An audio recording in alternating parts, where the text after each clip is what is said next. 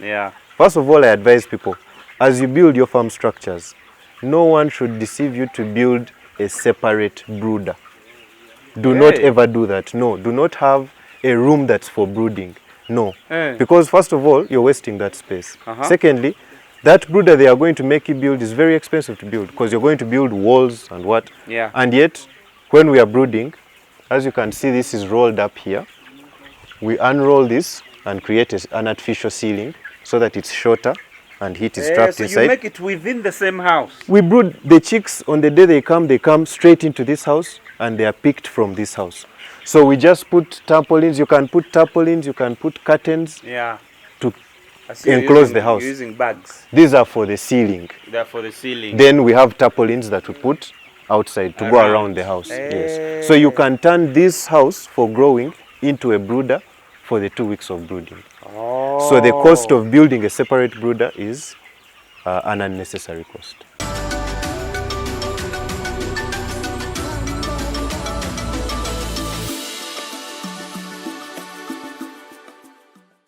Welcome to the channel, and I hope you subscribed. If you haven't, please do. Today I come bearing very good news, because this information is going to be very important for you, because the first thing you should do if you want to be a poultry farmer, or a broiler farmer, or a layer farmer, or a Kuroiler farmer, whatever you want to be, the first thing is a structure. A structure, yes. A structure. Yes. Very important. And you know the good thing with the structure, once you put it, it will stay forever. Yeah, so you have to have a structure that's going to take you for a while. Exactly. I'm still here with my boy, my main man. He's called Guma. Ace, Guma, you are such an inspiration, and thank you very much for inspiring people. People have been loving your videos, man. Yeah. There's so much feedback. They've been loving your videos, and I really, really want to teach people today. Actually, want you to teach them. What's the ideal chicken house? What should it look like? Yeah. What entails the chicken house? How much does it cost? How much does it cost? To put is it very up? important, yeah. Yeah. So, to begin with, Kyle, I think standing here, again, thank you for having us again on the show. Thank you too. Standing here, I think you can feel the breeze, eh? You feel the fresh air. It feels so good, yeah. Yeah, so that's... I don't smell anything. You don't smell even... The chicken is feeling that. You see it, eh? They are happy. Yeah. So the first thing I can tell you about building a chicken house is ventilation. You have to make sure that there is going to be free, unlimited flow of air. So I've been to many farms where you find people have built columns, or they've built... Yes, what are the columns for? Nothing. They've built high walls, because you see that high wall you're building, the bird doesn't care about it. Eh? There is no bird here which has ever questioned me why the walls are short. They like the fresh air. So they like the fresh air and the feed. And the feed. So the first piece of advice I can give you as you build your house, the first pointer is ventilation. Ventilation. Make sure your house is well ventilated. So open large windows. Open large windows. You can see for a wide house like this, you can see at the top we've opened it for airflow. So I can't stress. Oh, it's even open. You see up there, yeah, it's open. I can't stress so whatever comes from up, the hot air rises, it goes up there. So I can't stress to you enough how important ventilation is. Yeah. After ventilation, your second most important consideration should be cost. Because you're going to spend money to build this house. That's true. So if a wall doesn't need to be more than 2 meters or more than 1.5 meters, why make it more than 1.5 meters? My floors are concrete on the floor. So down below this there is concrete. There's concrete, so you must make cement and stone. Yeah, but it's not a must. I was coming to that. Mine are concrete because it makes it easier for us to clean, to ensure that they are clean after we clean. Yes. But there are lots of farms where people put maram and compact it well. Maram? Yes, compact it well. Make sure, the main important thing is to make sure your house has a sense of a level. It's flat. It has to be flat. It has to be flat, especially if you're going to use nipple lines, because the nipple lines use pressure, so it has to be flat. But in terms of cementing your floor, that's a cost question. If you have the money, I advise you do it, because it will make cleaning easy. Very easy. Yes, very easy and very efficient. But it's not something that should stop you. Okay. If your house has big enough windows, a roof that does not leak, Yes. that protects your birds, Yes. and a floor that is well leveled, then you're ready to start. I always tell people who start, I think most of my employees will tell you that we have a few farms around here that we support, we give technical support, Yeah. all sorts of support. And all these people will tell you that the first piece of advice I give them is, please, as long as air moves in your house, that's the main important good to thing. go. And you have a roof. You have a Wow. roof, you have a mesh to protect the birds, to keep them inside, and air flows. So the mesh, you put only one.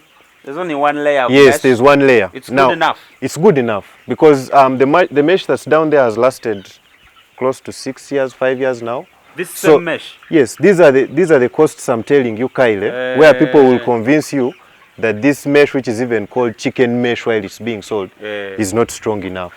And yet it works fine. So you'll go, instead of buying a roll of this at 100,000 and buy a piece of the other one and end up spending millions just to put a mesh. When instead one would instead have of done- use exactly instead of using those millions to buy better quality feed.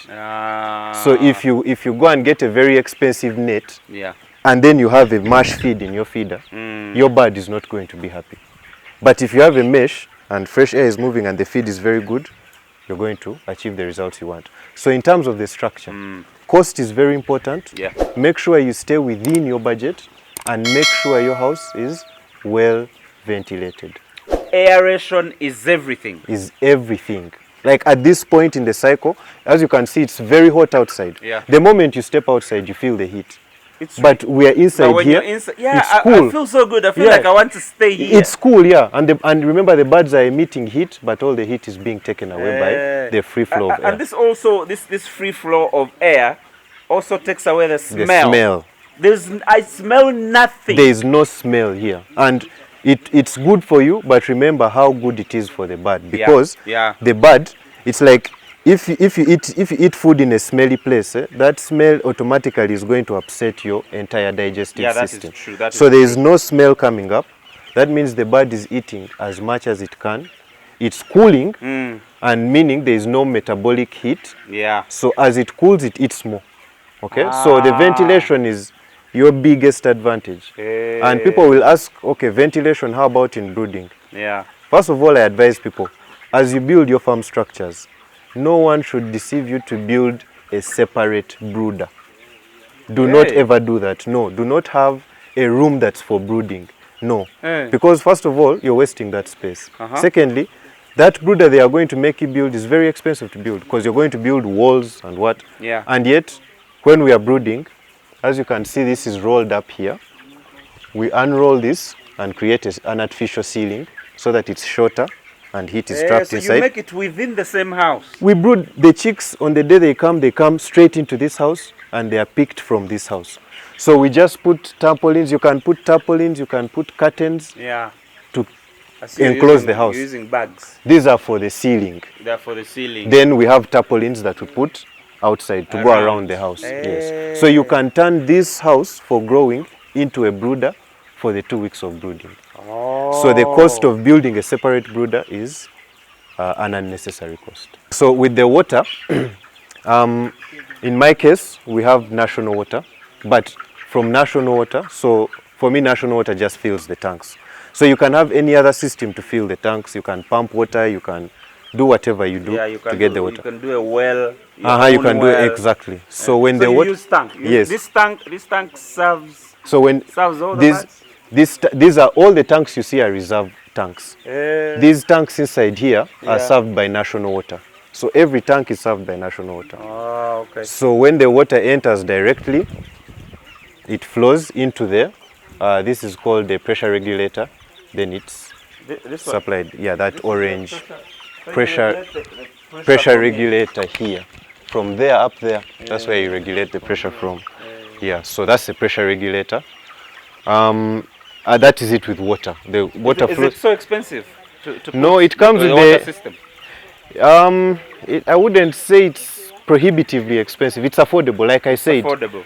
It's just a small a few millions above what you spend on drinkers. Yeah. But the efficiency you get from it is really priceless. Much better. Yeah, it's priceless. And the final and most important point on the your final structure, important point. your construction of your structure. Yes. We have tropical climate. So that means we receive a lot of sunshine throughout the year. Yeah. Because of that, we have got to build on the east to west axis. Just for our viewers to understand, that means you build your house in the sense that it's coming from Jinja and going to Mbarara. Ah. You see, so you're following the sun? Yeah, you want the sun to be overhead, above the house for as long as possible. So it's about midday right now. So if this house was built like this, okay, in this if it was like this. If it was like this, yeah, the sun would rise in the east, and it would have, this is the longer face of the house, so the sun is rising from here. So it's hitting here the whole day, and all this light is entering. Then it will be overhead for just an hour and start hitting now this other side. So your birds won't even survive. Your birds will never eat. They'll never. The heat will be too much. So instead of eating feed, because of the heat they have, it prohibits them from eating. But right now it's in the middle of the day. The whole house is under shade, as you can see. Yeah. There is no light entering. The birds are all at peace, and a good way to judge the happiness of your birds is their distribution. They distribute themselves. You see, some are sleeping, some are eating, some are playing. They've not gathered anywhere, meaning conditions across the house are favorable for them. Wonderful. So it's very important to get that orientation right. And then how do you know how many birds you should put in a particular house? Now, it's a simple calculation. You have your length and width of your house. Yes. It's recommended 12.5 birds per square meter.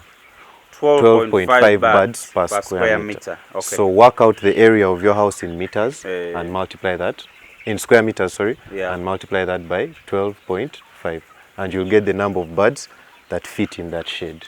Guma, yes, you've been a fantastic host. And I am already feeling good because, of course, today I am going to eat chicken. Yeah, of course. That is very important. So far. I can't come to the farm and you find them grown and you leave, no? And I have a guy on the camera. He's called Rasta. Rasta eats chicken every single day. I can see. This man is something else. Are you sure? One last question. Where do you see the future of broilers in Uganda or Africa? Well, first of all, if you look at the future of broilers, in my opinion, if you first of all look at the consumption figures of chicken meat, just compare here in Uganda with in South Africa. They eat way more chicken than us, meaning we have a huge gap to fill. The way we fill this gap is by bringing down the production cost of this chicken. In other words, if I produce my chicken cheaper, I sell it cheaper to more people, so it's more readily consumed. Chicken is white meat, and it's one of the few meats that are healthy. Just like rabbit. Exactly, just like rabbit meat.